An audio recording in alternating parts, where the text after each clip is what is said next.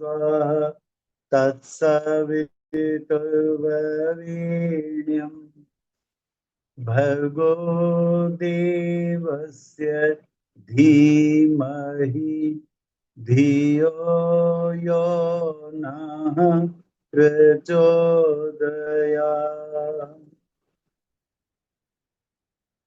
ओम गुरुर्ब्रह्मा गुरुर्विष्णु गुरुर्महेश्वर गुरुर् परब्रह्म तस्मै श्री गुरुवे नमः।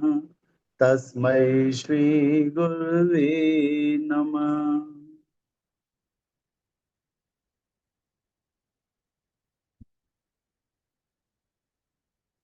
आत्मा के ऊपर चढ़े हुए 5 कोश या 5 आवरण, जो क्रमशः अन्नमय कोश, प्राणमय कोश, मनोमय कोश, विज्ञानमय कोश और आनंदमय कोश कहलाते हैं, उसमें हम लोग आनंदमय कोश के बारे में पढ़ रहे हैं। आनंदमय कोश की साधना के लिए नाद, बिंदु और कला की साधना करनी पड़ती है। बिंदु साधना में हम लोगों ने पढ़ा कि बिंदु साधना का एक अर्थ तो होता है ब्रह्मचर्य, जो कि हम लोग अन्नमय कोश के प्रकरण में पढ़ चुके हैं। बिंदु की साधना करना अर्थात संयम करना। आनंदमय कोश की साधना में बिंदु का अर्थ होता है परमाणु। बिंदु का क्या अर्थ होता है, इसको समझने के लिए हमें पृथ्वी की गति समझनी पड़ेगी। पृथ्वी की एक गति जो अपनी ध्रुवी पे होती है, जो 24 घंटे में एक चक्कर लगाती है पृथ्वी, जिसके कारण दिन और रात होते हैं। दूसरी गति होती है पृथ्वी जो सूर्य के चारों ओर चक्कर लगाती है, जो 365 दिन में लगभग पूरा करती है एक चक्कर, जिसके कारण मौसम बदलते हैं। पृथ्वी की तीसरी गति होती है सूर्य जब अपने सभी ग्रहों और उपग्रहों को लेकर के अभिजीत नक्षत्र की ओर चलते हुए कृत्तिका नक्षत्र का चक्कर लगाता है, और ये एक चक्कर सूर्य भगवान 2600 वर्ष में, 26,000 वर्ष में पूरा कर लेते हैं। तो ये कृत्तिका नक्षत्र भी सौर मंडल के अपने और जितने ग्रह, उपग्रह, तारे हैं, उन सबको इकट्ठा करके और ध्रुव की परिक्रमा करता है। तो इस दशा में पृथ्वी की 5 गतियां हमें पता चल गई। जब हम बहुत सूक्ष्म की ओर चलते हैं तो परमाणु के अंदर इलेक्ट्रॉन, प्रोटॉन, न्यूट्रॉन है, और ये इलेक्ट्रॉन, प्रोटॉन, न्यूट्रॉन भी अन्य छोटे सब एटॉमिक पार्टिकल से बने हैं। और इन सब की स्टडी करते हुए हम ये पाते हैं कि लघुता और महत्ता का एकांत चिंतन ही बिंदु साधना कहलाता। अर्थात इस लघु से लघु और महान से महान अंड में जो शक्ति व्यापक है, जो इन सबको गतिशील, विकसित, परिवर्तित और चैतन्य रखती है, उस सत्ता को बिंदु कहा गया है, और यह बिंदु ही परमात्मा है। परम पूज्य गुरुदेव ने कहा कि महान से महान ग्रहों को और छोटे से छोटे परमाणु के अंदर के सर्गाणु और कर्षाणुओं को भी यही परमात्मा, यही बिंदु शक्ति चलायमान रखती है, गतिशील, विकसित, परिवर्तित और चैतन्य रखती है। इस सत्ता को बिंदु कहा गया। ये बिंदु ही परमात्मा है। अणोर्णयान महतो महियान, ये कह करके उपनिषदों ने उस पर ब्रह्म का परिचय दिया है। इस बिंदु का चिंतन करने से आनंदमय कोश स्थित जीव की उस परम ब्रह्म के रूप की कुछ झांकी होती है। तब उसे प्रतीत होता है कि परम ब्रह्म परमात्मा की महाअंड की तुलना में मेरा अस्तित्व, मेरा पिंड कितना तुच्छ है, और इस तुच्छता का भान होने से अहंकार और गर्व विगलित हो जाते हैं। और दूसरी ओर जब वो परमाणु के अंदर भी सब एटॉमिक पार्टिकल्स को, सर्गाणु को, कर्षाणु को देखता है, तो उसके कंपैरिजन में वो पाता है कि मैं कितना महान हूं और शक्ति का एक विराट सोर्स हूं। ये महसूस करना भी आवश्यक है कि मैं अत्यंत शक्तिशाली हूं। जैसे महान ब्रह्मांड की तुलना में हम अत्यंत क्षुद्र हैं, तो ये भी समझना पड़ेगा कि सब एटॉमिक पार्टिकल्स की दृष्टि में हम एक महान शरीरधारी, एक महान शक्ति के संजो कर रखने वाले पिंड के रूप में भी हैं। अर्थात सूक्ष्म से सूक्ष्म और स्थूल से स्थूल में भी व्यापकता है। मैं बिंदु हूं, केंद्र हूं, मैं साक्षात परमात्मा का एक अंश हूं। तो ये लघुता और महत्ता का एकांत चिंतन ही बिंदु साधना कहलाता है। इस साधना के साधक साधक को सांसारिक जीवन की अवास्तविकता और तुच्छता का भली प्रकार बोध हो जाता है। साथ ही यह भी प्रतीत हो जाता है कि मैं अनंत शक्ति का उद्गम होने के कारण इस सृष्टि का महत्वपूर्ण केंद्र हूं। जैसे जापान पे फटा हुआ परमाणु बम ही ऐतिहासिक एटम बम के रूप में चिरस्मरणीय रहेगा, वैसे ही जब अपने शक्ति पुंज का सदुपयोग किया जाता है तो उसके द्वारा अप्रत्यक्ष रूप से संसार का भावी परिवर्तन करना संभव हो जाता है। और ये बात आपको अगर समझनी हो कि अपनी शक्ति को समझना कितना आवश्यक है, तो आप परम पूज्य गुरुदेव के द्वारा लिखे हुए उन छोटी छोटी पुस्तकों का अध्ययन करिए जो उन्होंने महान व्यक्तित्वों के बारे में लिखी। वो महान व्यक्तित्व जैसे ईश्वर चंद्र विद्यासागर, अहिल्याबाई, शिवाजी, ऐसे महान व्यक्तित्वों के बारे में परम पूज्य गुरुदेव ने ऐसी ऐसी बातें लिखी हैं कि आप उनको पढ़ेंगे तो आपको महसूस होगा कि अभी हमें तो इंसान बनने की ही रास्ते पे कितना लंबा चलना है। नर से नारायण नर बनने की बात तो बहुत आगे है। अगर हम ईश्वर चंद्र विद्यासागर जैसे भी बन पाए तो कितनी बड़ी बात होगी। ईश्वर चंद्र विद्यासागर के बारे में वर्णन करते हुए परम पूज्य गुरुदेव लिखते हैं, सन 1820 में पैदा हुए ईश्वर चंद्र विद्यासागर और छोटे बालक थे। कक्षा 3-4 तक की पढ़ाई उन्होंने कर ली थी अपने गांव में। अब उसके आगे की पढ़ाई के लिए उनको कलकत्ता जाना था, लेकिन उनके पिता इतने गरीब थे कि महीनों कलकत्ता की सड़कों पे घूमते रहे नौकरी पाने के लिए, और बहुत मुश्किल उनको 2 रुपए की नौकरी मिली। 2 रुपए महीने की नौकरी मिली तो उनके गांव में दीपावली जैसा उत्सव मनाया गया उनके घर में कि 2 रुपए महीने की नौकरी आफ्टर ऑल मिल गई कई महीनों की बात। ईश्वरचंद विद्यासागर ने अपना महान जीवन समाज के लिए जिया। जितने भी पैसे वो कमाते थे उसका अधिकांश भाग वो गरीब बच्चों की पढ़ाई पे खर्च करते थे, समाज के लिए खर्च करते थे। विधवा विवाह को उन्होंने मान्यता दिलवाई बंगाल में।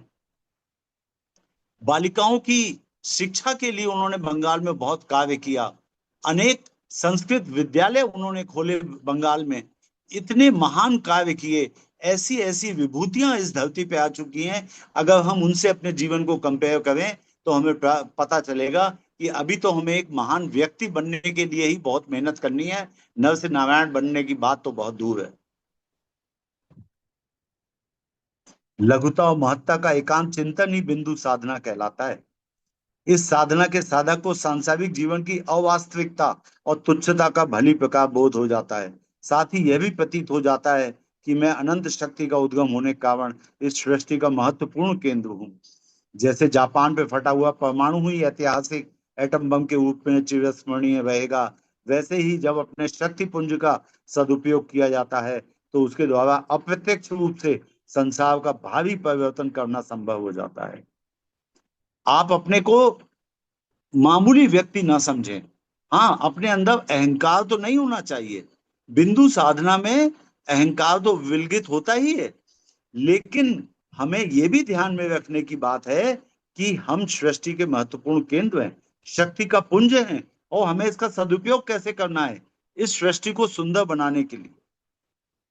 विश्वामित्र ने राजा हरिश्चंद्र के पिंड को एटम बम बनाकर असत्य के साम्राज्य पर इस प्रकार विस्फोट किया था कि लाखों वर्ष बीत जाने पर भी उसकी एक्टिव किरणें अभी समाप्त नहीं हुई हैं और अपने प्रभाव से असंख्यों को बराबर प्रभावित करती चली आ रही हैं। राजा हरिश्चंद्र जब राज्य करते थे अपने देश पर, तो एक दिन उन्होंने सपना देखा कि ऋषि विश्वामित्र उनके स्वप्न में आए और उन्होंने अपना राज्य ऋषि विश्वामित्र को दान कर दिया। उन्होंने केवल स्वप्न देखा था। दूसरे दिन दरबार में स्वयं ऋषि विश्वामित्र आए। उन्होंने भिक्षा मांगी। ऋषि विश्वामित्र के भिक्षा मांगने पर जब उन्होंने कुछ देना चाहा तो ऋषि विश्वामित्र ने कहा, दान तो पूरा राज्य कर चुके आप, आपके पास देने के लिए बचा ही क्या है। अब हरिश्चंद्र को अपने स्वप्न की बात याद आई। उन्होंने माफी मांगी। उन्होंने कहा, ऋषिवर मैं आपको क्या दे सकता हूँ। उन्होंने कहा, सारा राज्य मेरा है, तुम पहले ही दान कर चुके, अब बताओ क्या दे सकते हो। उन्होंने कहा, स्वयं को दे सकता हूँ। उन्होंने कहा और चाहिए। उन्होंने पत्नी और बच्चे को दान देने की बात कही। उन्होंने कहा मैं क्या कहूंगा इन लोगों को दान लेकर के, मुझे स्वर्ण मुद्राएं चाहिए। उन्होंने बाजार में जाकर के अपने पुत्र को, अपनी पत्नी को और स्वयं को बेचा। जो पैसे मिले उससे उन्होंने ऋषि विश्वामित्र को दक्षिणा दी। ऋषि विश्वामित्र ने उनकी परीक्षा यहीं पर समाप्त नहीं की। उनके बेटे की मृत्यु हुई, उसकी मां अपने पुत्र की लाश लेकर के शमशान स्थल पर जलाने आई। राजा हरिश्चंद्र ने स्वयं को शमशान के मालिक को बेचा था और डोम की तरह से उस शमशान की रखवाली कर रहे थे। राजा हरिश्चंद्र ने अपनी पत्नी को पहचान लिया, पुत्र को पहचान लिया, दुखी हुए, किंतु कहा लाश जलाने के पहले टैक्स देना पड़ेगा। उनकी पत्नी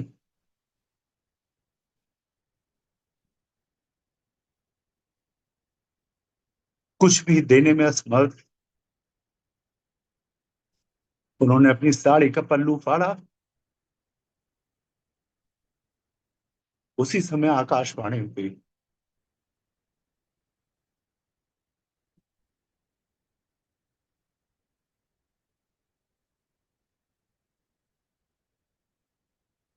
युगों युगों तक आपका नाम अमर रहेगा। उसी बात को परम पूज्य गुरुदेव कह रहे हैं। विश्वामित्र ने राजा हरिश्चंद्र के पिंड को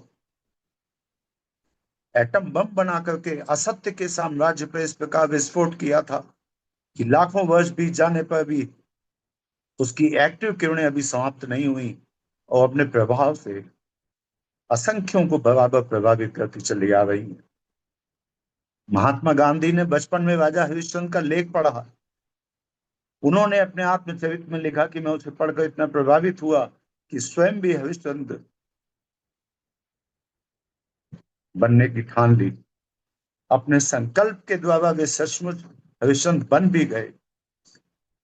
राजा हरिश्चंद्र आज नहीं है और उनकी आत्मा अब भी उसी प्रकार अपना महान कार्य कर रही है। न जाने कितने अप्रकट गांधी उसके द्वारा निर्मित होते रहते हैं। वे गीता का आवाज नहीं है, पर भगवान श्री कृष्ण की गीता कितनों को अमृत पिला रही है। वह पिंड का सूक्ष्म प्रभाव ही है जो प्रकट या अप्रकट रूप से स्व पर कल्याण का महान आयोजन प्रस्तुत करता है। कार्ल मार्क्स ने अपनी चेतना के अंतःकरण में कम्युनिज्म का विचार धारण किया। कार्ल मार्क्स के सूक्ष्म शक्ति केंद्र से प्रस्फुटित हुई चेतना आज दुनिया के बड़े हिस्से को कम्युनिस्ट बना चुकी है। चाइना, रशिया और रशिया के टूट कर अलग हुए अनेक छोटे छोटे देश, पोलैंड इत्यादि अनेक देशों में कम्युनिज्म है। पूर्व काल में महात्मा ईसा, मोहम्मद, बुद्ध, कृष्ण आदि अनेक महापुरुष ऐसे हुए हैं जिन्होंने संसार पर बड़े महत्वपूर्ण प्रभाव डाले हैं। इन प्रकट महापुरुषों के अतिरिक्त ऐसी अनेक अप्रकट आत्माएं भी हैं जिन्होंने संसार की सेवा में, जीवों के कल्याण में गुप्त रूप से बड़ा भारी काम किया है। हमारे देश में योगी अरविंद, महर्षि रमन, रामकृष्ण परमहंस, समर्थ गुरु रामदास आदि द्वारा जो कार्य हुआ तथा आज भी अनेक महापुरुष जो कार्य कर रहे हैं उसको स्थूल दृष्टि से नहीं समझा जा सकता है। युग परिवर्तन निकट है, उसके लिए रचनात्मक और ध्वंसात्मक प्रवृत्तियों का सूक्ष्म जगत में जो महान आयोजन हो रहा है, उस महाकाव्य को हमारे चरम चक्षु देख पाए तो जाने कि कैसा अनुपम एवं अभूतपूर्व परिवर्तन चक्र प्रस्तुत हो रहा है और यह चक्र निकट भविष्य में कैसे कैसे विलक्षण परिवर्तन करके मानव जाति को नए प्रकाश की ओर ले जा रहा है। विषयांतर चर्चा करना हमारा प्रयोजन नहीं है। यहाँ तो हमें यह बताना है कि लघुता और महत्ता के चिंतन की बिंदु साधना से आत्मा का भौतिक अभिमान और लोभ विकलित होता है, अर्थात नष्ट होता है। साथ ही उस आंतरिक शक्ति का विस्तार होता है जो स्व पर कल्याण के लिए अत्यंत ही आवश्यक एवं महत्वपूर्ण है। जब हम महत्वपूर्ण बात यह है, जब हम महान ब्रह्मांड की अपने मस्तिष्क में परिकल्पना करेंगे तो हमें ज्ञात होगा कि हमारा अहंकार तो बिल्कुल ही बेकार है। हमारी स्थिति बहुत ही गई बीती है। हमें अपना अहंकार त्याग देना चाहिए। और जब हम परमाणु के अंदर के सर्गाणुओं कर्षाणुओं के विषय में सोचेंगे तो हमें पता चलेगा कि हम शक्ति का भंडार हैं। ये शक्ति के भंडार महसूस करना भी आवश्यक है, जिससे कि हम समाज के लिए एक आवश्यक कार्य कर सकें जिसके लिए कि हमने जन्म लिया है। बिंदु साधक की आत्मस्थिति उज्जवल होती जाती है और उसके विकार मिट जाते हैं। फलस्वरूप उसे उस अनिर्वचनीय आनंद की प्राप्ति होती है जिसे प्राप्त करना जीवन धारण का प्रधान उद्देश्य है। तो ये थी बिंदु साधना। बिंदु साधना के साथ एक प्रैक्टिकल बात आप लोगों को बताना चाहता हूं, जो गुरुदेव ने 13 नंबर के गाय वांग्मय में लिखी है। इसको बिंदु भेद की साधना कहते हैं। जब आप दोनों कानों के बीच में एक सीधी रेखा खींचेंगे और भ्रू मध्य से एक रेखा पीछे ले जाएंगे तो दोनों रेखाएं जहां पर मिलेंगी उसे त्रिकुटी कहते हैं। अष्टांग योग में इस स्थान को त्रिकुटी कहते हैं। ये स्थान शारीरिक और आध्यात्मिक दोनों दृष्टियों से बहुत महत्वपूर्ण है। तो अष्टांग योग में इस स्थान को त्रिकुटी कहते हैं और यहाँ पे दृष्टा, दर्शन और दृश्य का मूल स्थान है। दृष्टा अर्थात जब आप ध्यान करते हैं त्रिकुटी में तो आप दृष्टा भाव से ध्यान करते हैं। आप दर्शन जो भी करते हैं, दृश्य जो भी देखते हैं, उसका मूल यही है। इस त्रिकुटी से जब आप ऊपर चलते हैं तो सहस्त्रार की ओर चलते हैं और सहस्त्रार की ओर चलने पे प्रकृति छूट जाती है। ये बहुत इंपॉर्टेंट बात है। अब इसमें बिंदु भेद की साधना मैंने आपको इसलिए बताई कि गुरुदेव ने बहुत ही ध्यान देने के लिए कहा है कि ये जो कारण शरीर होता है, कारण शरीर में हमारा अहंकार रहता है। मैंने आपको बताया ना कि जो सूक्ष्म शरीर है उसमें मन और बुद्धि रहते हैं, कारण शरीर में चित्त और अहंकार रहता है। तो ये जो अहंकारात्मक कारण शरीर है ये उसी का केंद्र है और यहीं से सूक्ष्म स्थूल दोनों संचालित होते हैं। अब आपको मुख्य बात क्या बतानी थी जिसके लिए हमने आपसे कहा कि आप ये वांग्मय नंबर 13 जरूर पढ़ें। पेज नंबर है 8.30, अध्याय 8 का 30 नंबर पेज। ये इसलिए आवश्यक है कि ये जो बिंदु है जहां पे ये त्रिकुटी पे ध्यान करते हैं, ये बिंदु बहुत इंपॉर्टेंट स्थान है। यहाँ पे त्रिकुटी पे आप ध्यान तो करेंगे, लेकिन एक बात के लिए गुरुदेव ने सचेत भी किया है। गुरुदेव कह रहे हैं कि इतना स्मरण रखना चाहिए कि इस बिंदु से महान लाभ तो उठाया जा सकता है, लेकिन वहीं बहुत बड़ी हानि भी हो सकती है। पता लगा आप ध्यान बिंदु पे कर रहे हैं और कोई भैया ध्यान कर रहे हैं, अचानक उनके ध्यान में कोई स्त्री आ गई, अचानक उनके ध्यान में सेक्स की बातें आने लगी, मन उनका चंचल होने लगा, तो कायदे से गुरुदेव ने साफ साफ लिखा है आपको उसी समय ध्यान बंद कर देना चाहिए। आप लोगों को पता है पूर्णिमा की रात्रि को जो मानसिक रोगी होते हैं उनका मानसिक रोग बढ़ जाता है और जो स्वस्थ व्यक्ति होते हैं उनका मन एकाग्र हो जाता है। अर्थात आप अगर अच्छे मार्ग की ओर चल रहे हैं तो उसमें ऊपर उठ जाएंगे, बुरे मार्ग की ओर चल रहे हैं तो उसमें और नीचे गिर जाएंगे। ये पूर्णिमा की रात्रि की बात है। तो वही बात कह रहे हैं गुरुदेव। मैंने केवल इतना का आपको याद दिलाना चाहा कि इसी जगह पे गुरुदेव ने एक साधना और बताई है, उसे बिंदु भेद की साधना कहते हैं। दोनों कानों के छिद्रों को एक लकीर सीधी मस्तक के भीतर से खींच के मिलाया जाए, दोनों कानों को एक सीधी लाइन से जोड़ दें और भ्रू मध्य से एक सीधी लाइन पीछे ले जाएं, तो मस्तक के भीतर जहां दोनों लाइनें एक दूसरे को काटेंगी वही चेतन बिंदु का स्थान है। यह बिंदु शारीरिक और आध्यात्मिक दोनों दृष्टियों से महत्वपूर्ण है। अष्टांग योग में इस स्थान को त्रिकुटी कहते हैं। दृष्टा, दर्शन और दृश्य का मूल यही है।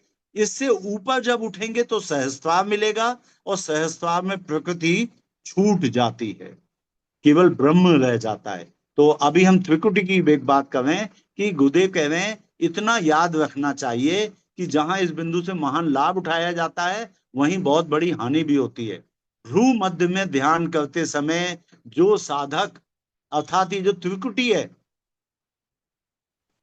ये जो त्रिकुटी में ध्यान करते समय कोई साधक अगर विषयों का, वासना का, संसार का चिंतन करेगा तो उसकी वासनाएं और जो प्रवृत्ति है, गंदी प्रवृत्तियां हैं, वो दृढ़ होती चली जाएंगी।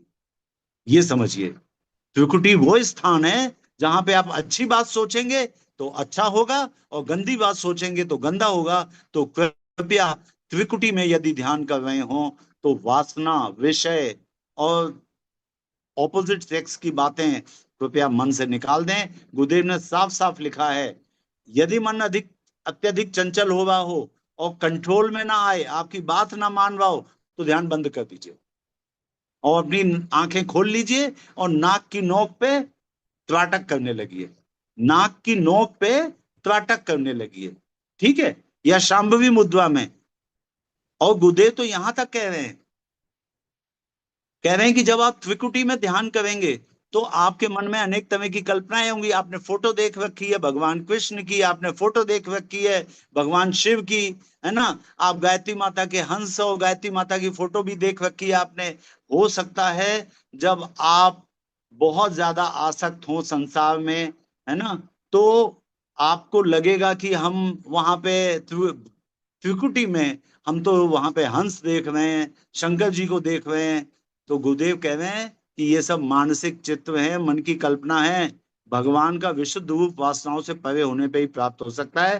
तो अगर आपके मन में वासनाएं बाकी हैं तो कृपया वहां पे ध्यान ना करें और केवल बिंदु का ध्यान करें, वहां पर प्रकाश बिंदु का या दीपक की लौ का ध्यान करें। तो ये मैंने आपको बताया कि ये जो बिंदु भेद है, ये गुरुदेव ने बताया बिंदु भेद की साधना।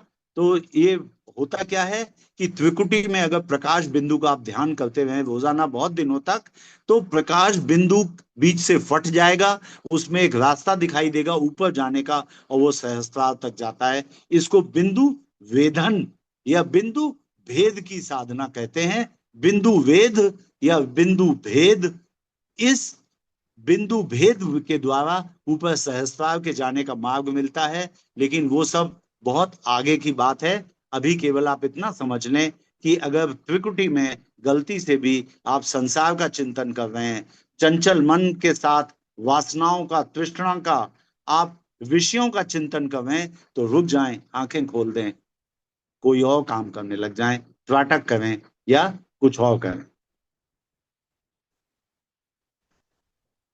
अब आगे के लिए चलिए, आती मतलब है। जो आपने अभी अभी बताया कि यदि कोई भी इसका अभ्यास कर रहा हो तो केवल और केवल दीपक की ज्योति का।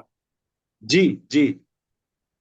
और वैसे दीपक की ज्योति का अगर ध्यान नहीं कर रहे हैं तो आपको एक चेतन बिंदु दिखाई देगा, है ना। अगर आप कर सकते हैं, दृढ़ धारणा कर सकते हैं, तो एक तो गुरुदेव ने कहा कि ये जो बिंदु की साधना है कि ब्रह्म मुहूर्त में करनी चाहिए, ये रात की नीरवता में, रात हो जब एक दो पहर सूर्योदय में बाकी है तब आप करें, या ब्रह्म मुहूर्त में करें। नेत्रों को बंद करके मन को चेतन बिंदु पे एकत्र करिए, प्रणव का ध्यान करिए, ओम का, गायत्री का या सोहम का जप कीजिए। दृढ़ धारणा कीजिए कि आपके मन से संसार की आसक्ति दूर हो रही है। ये पहली बात। मतलब यहां तक लिखा है गुरुदेव ने कि आप ऐसा ना करें शंकर जी का चित्र वहां पे बैठा लें, कृष्ण भगवान का चित्र बैठा लें, बोले संसार में आ सकते हैं, और शिव और कृष्ण को वहां बैठा करके आप क्या पाएंगे। तो संसार में आपकी कोई आसक्ति नहीं होनी चाहिए। दृढ़ धारणा करिए कि आपके मन से संसार की आसक्ति दूर हो रही है, वैराग्य की भावनाएं आपके मन में आने लगे, चंचलता मन की शांत हो जाए। अपने अंदर शांति की भावना करिए, चंचलता बिल्कुल नहीं है मेरे मन में, कोई विचार मुझे अपनी ओर खींच नहीं सकता, मेरे अंदर कोई विचार है ही नहीं, ये भावना करिए। इन भावनाओं को बार बार सोचिए। थोड़े दिन के बाद आपको चेतन बिंदु, ज्योतिर्मय एक प्रकाश का बिंदु दिखाई देगा। अगर कोई, गुरुदेव साफ साफ लिख रहे हैं, अगर कोई दृश्य आ जाए सामने चेतन बिंदु के अलावा, तो अपने मन को उधर से हटा दीजिए, केवल बिंदु को देखने का प्रयास करिए, बिंदु पर एकाग्र हो। कोई विचार ना उठे तो अच्छा, और मन ना माने तो वैराग्य की बात सोचिए। इस संसार में रखा ही क्या है। भावना कीजिए कि हम मर जाते हैं तो हमारे मरने के बाद हमारी फोटो फाड़ के बच्चे फेंक देंगे, हमारे मरने के बाद कोई हमें याद नहीं करेगा। मैं अभी प्रतिदिन इसका अभ्यास करता हूँ। कानपुर से, जहां पे मैं क्षेत्र में रह करके काम करता था, वहां से दिन में 2-3 फोन आते हैं कि आपको दिखाना है। पहले मैं कहता था कि अब हड्डी के डॉक्टर नहीं मिलेंगे। एक व्यक्ति ने भी मिल करके ये मुड़ करके ये नहीं पूछा उन्हें क्या हो गया। 100 में से 1-2 लोग पूछते हैं, 100 में से 98 लोग कहते हैं अच्छा कोई बात नहीं, हड्डी का कोई और डॉक्टर बता दीजिए। तो ये वैराग्य की भावना प्रखर करने के लिए काफी नहीं है क्या, कि मेरे होने या न होने से कोई मतलब नहीं, संसार तो चलता ही रहेगा। बड़े बड़े लोग आए यहाँ पर, वो सब चले गए और संसार वैसा ही चल रहा है, परमात्मा चला रहा है संसार को। तो वैराग्य की ऐसी भावना आनी चाहिए। वैराग्य की भावना ना आए तो मैंने एक बार आपको वेमना चरित्र बताया था। आंध्र प्रदेश में एक बहुत महान ऋषि आत्मा हुए हैं, संत आत्मा हुए हैं, वेमना। वेमना चरित्र पढ़िए। आप राजा भरथरी की कथा पढ़िए।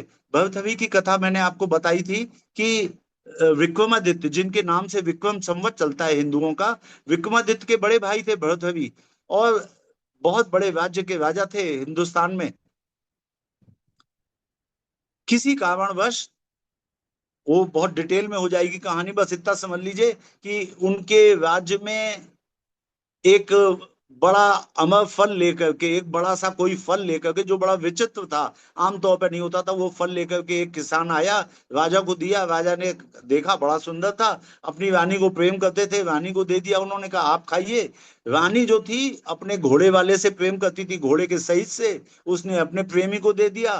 वो उसने अपनी पत्नी को दिया, उसकी पत्नी जो तो माली से प्रेम करती थी, माली ने अपनी पत्नी को देना चाहा तो माली की पत्नी बोली अबे कैसे बुद्धू हो, खा लोगे तो क्या होगा, इससे अच्छा राजा को दिया, इतना बड़ा फल ये तो राजा देख के खुश होगा। वो अमर फल फिर से दूसरे दिन राजा के दरबार में पहुंचा माली लेके। राजा तुरंत पहचान गया, उसने सिर्फ इतना पूछा तुम्हें कहाँ से मिला। उसने बता दिया मुझको किसने दिया, डर के मारे। पता करते करते पता चला कि वो जो घोड़े का सहीस है उसने उसको रानी ने दिया। राजा की आंखें खुल गईं। भर्तृहरि शतकम लिखा है उन्होंने, निर्वाण शतकम। वो भर्तृहरि राजा तत्काल उन्होंने संन्यास ले लिया और अपना राज्य अपने छोटे भाई विक्रमादित्य को दिया। सोचिए कितनी गहरी चोट लगी होगी हृदय को, कि जिस रानी को प्रेम करते थे उस रानी ने क्या किया उस फल के साथ, उसने अपने प्रेमी को दे दिया। और वैराग्य की भावना का उदय हो गया। वैराग्य ऐसा कि तत्काल उन्होंने संन्यास लिया, महल से निकल गए, अपने गुरु के पास गए सीधे। तो गुरुदेव लिख रहे हैं कि मन न माने तो वैराग्य की बात, भक्ति की बात, पवित्र बातें सोचिए, पर ध्यान अगर करें तो केवल ज्योतिर्मय चेतन बिंदु का ध्यान करें। ठीक है, तो आज के लिए इतना ही। जानकारी के लिए एक चीज बता दीजिए कि हाँ अंग्रेजी में जैसे हम लोग कैलेंडर काउंट करते हैं कि नाउ इट इज गोइंग 2025, और हाँ, हिंदी में हम लोग विक्रम संवत को लेके चलते हैं। 2082। जी, 2082। तो जो पहला वर्ष रहा होगा, तो हाँ उससे पहले भी तो कुछ ना कुछ चलता रहा होगा, क्योंकि ऐसा तो नहीं है कि हाँ, हमारे। समय, काल काल की कोई गणना चलती होगी, पर जो कैलेंडर हम लोग फॉलो करते हैं वो ही राजा विक्रमादित्य के समय पे जो चालू किया गया था। वेस्टर्न वर्ल्ड में तो ये विक्रम संवत नहीं मानते, वो लोग तो क्रिश्चियन एरा मानते हैं, जो कि इस समय चल रहा है 2025। हमारा विक्रम संवत 57 साल आगे चलता है उससे, 57 ईयर्स आगे।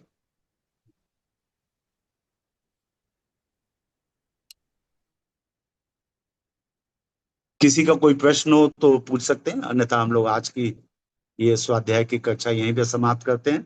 कल से कला साधना पढ़ेंगे। सभी को प्रणाम। ओम शांति। ओम शांति। शांति।